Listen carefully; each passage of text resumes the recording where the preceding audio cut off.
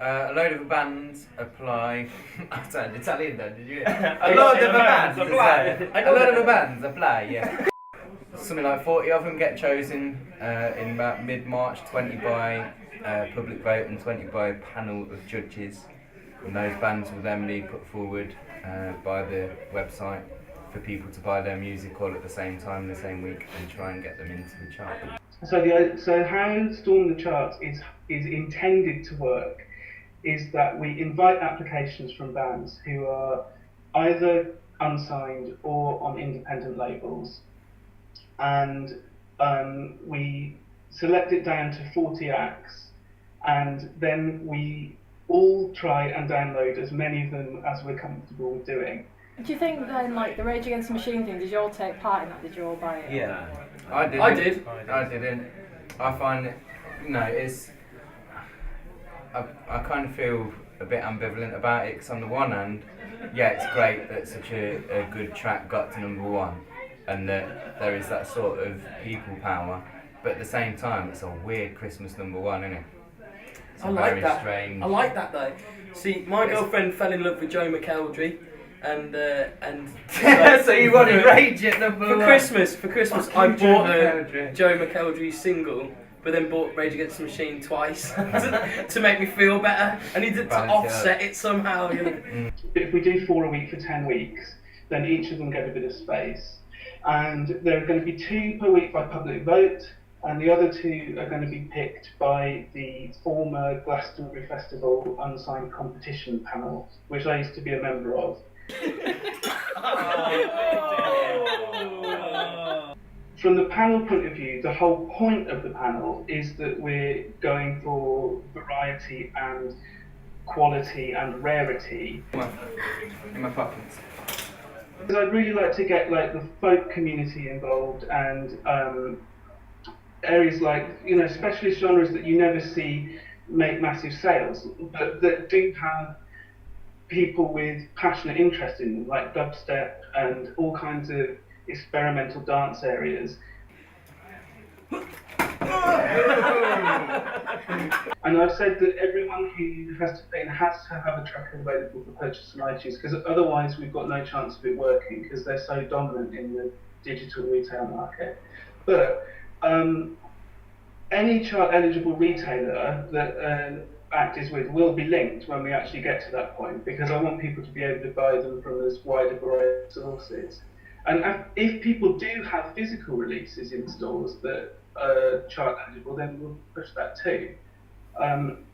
But people have to at least be on iTunes, because it so dominates the download thing, and this is going to be primarily an online campaign. Yeah. I think if anything's going to start it off, this is it. If anything's going to start off people realising that if they have control, basically, if they kind of choose that they like something without necessarily having it drilled into them through all the different kind of, all the usual ways, and they make the decision for the good of the music, then this is the best way to do it. And I think hopefully from this, other things will come out of it, maybe better systems, versions of it, other ways. But yeah, I think if there's ever a time for music needing to grab control of its kind of self again, now's it.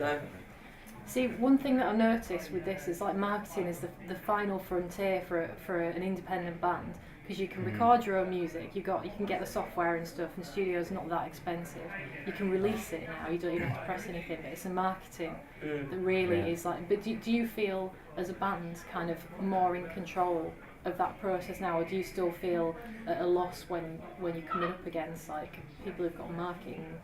Yeah, there's still a massive gap, and something like this maybe can bridge that gap a little bit. It's not going to bridge it completely, but it'll start it off. But it will start it off. Yeah, exactly. Like an evolution as well, isn't it? Bands because they have to learn so much more to be able to get further. It's kind of better for the bands, really, isn't it? Because you control them so much more now than you would. This is kind of what we decided when we got together and we started writing music together and wanted to do something with it. We kind of all decided that the best way to keep control of what we do is to do everytheverything ourselves, and both records that we've made, we've produced ourselves, and videos. We've like either done it with mates who've done it for like cost price, basically mates who are doing, working for free, or we've used someone who's does something that us and our mates can't do, and we've paid someone to do something that because that's their expertise. But it's all essentially come from us. But with that, the major thing that we can't do is marketing on a big scale. Definitely. So no matter how many people you who are friends, and you can only pull so many favours, and unless you've got a load of money, it's very difficult to do.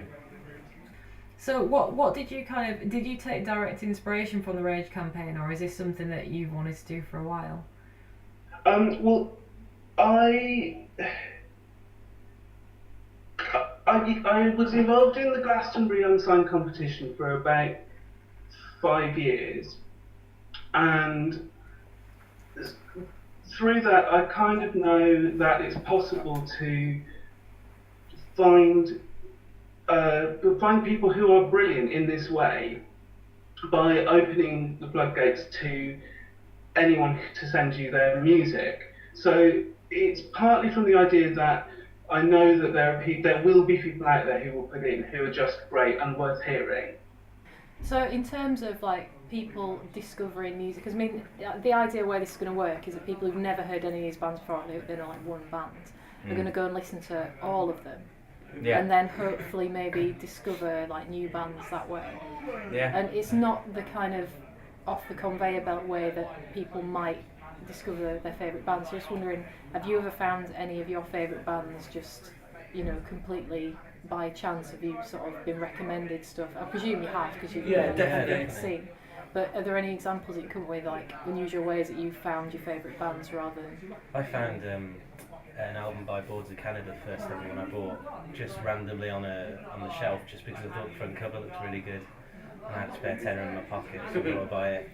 I got home and really loved it, and I've loved them since. I do a lot on MySpace clicking.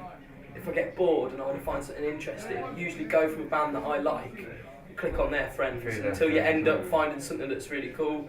Things like watching Jules Holland and stuff, where you hear it for the first time and you think that's great, and then you get into them and then you kind of click around on their stuff and you find other bands through that. And YouTube as well. I've been kind of getting into dubstep a lot and stuff, so I've just been putting in keywords into YouTube, looking down a list of other things and just finding things from there, really. I generally just watch things like X Factor, and whatever comes out winner on that, I think that must be good. So it's popular, so it's good. I'm serious.